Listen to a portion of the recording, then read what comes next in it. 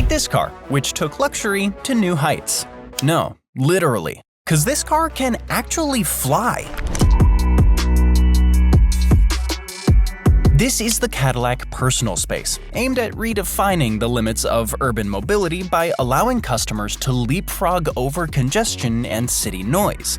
In essence, PersonalSpace is simply a quadcopter propelled by 8 separate rotors arranged in an X8 configuration and a 90 kWh EV motor. I'm not gonna lie, it kinda looks something that came straight out of a Dune film. This outrageous concept has it all.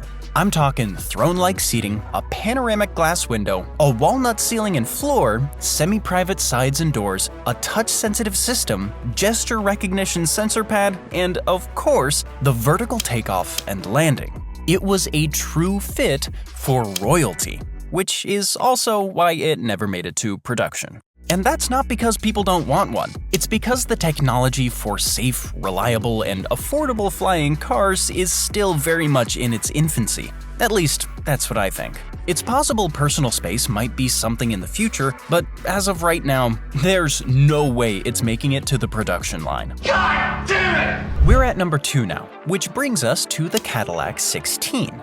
Introduced in 2003, the Cadillac 16 was an homage to the golden age of General Motors. I mean, come on now. We're talking about a 2.5-ton monster packed with a 13.6-liter V16 engine under the hood, spitting 1,000 horsepower and torque to spare. Damn! It was the perfect blend of luxury and classic Cadillac elegance, rocking that signature grille, shape, and rims. And an all-beige interior with a woody accent elevating the entire look. In terms of size, the Cadillac 16 was huge, measuring in at 223 inches, about a foot longer than a DeVille. And I think you already know why this bad boy didn't make it to production. Just think about it, mass-producing a 16-cylinder engine? I mean, who even does that? Well, except Bugatti, Rimac, and Rolls-Royce, but point is, not many do it. But here's a really cool fact about the initial concept. Did you know the car is finished off with 20 coats of paint? Yup, the base layer is black and has 19 layers of thin white pearl to give it its shine. But if the performance specs on this bad boy weren't already wild enough, wait till you hear about this. Did you know that the Cadillac 16's powertrain was equipped with a cylinder deactivation system?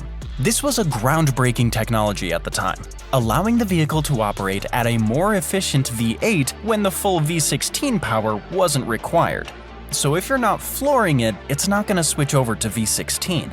But as soon as you hit the gas, all 16 cylinders will pop open, giving you some crazy power.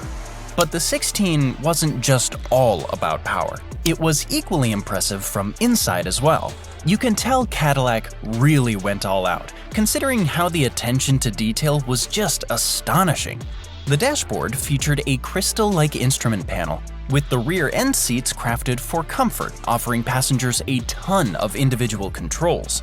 And you have to realize how all this was done back in 2003, a time when futuristic cars like the 16 were only a concept. But yeah, I guess all of this extravagant engine, high product cost might be just too impractical for any kind of mass market production. But just imagine this beast on the road. And now, out of all the cars shown earlier, here's the number 1 Cadillac in this video. And I believe they went all out on this one. Because guys, this car was, let me check my notes here, nuclear powered. What? What?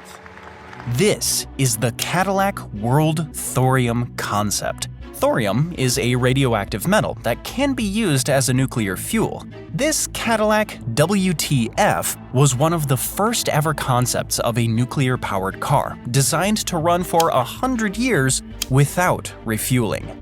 Oh, and did you know this car would turn like a snake thanks to its mini wheels?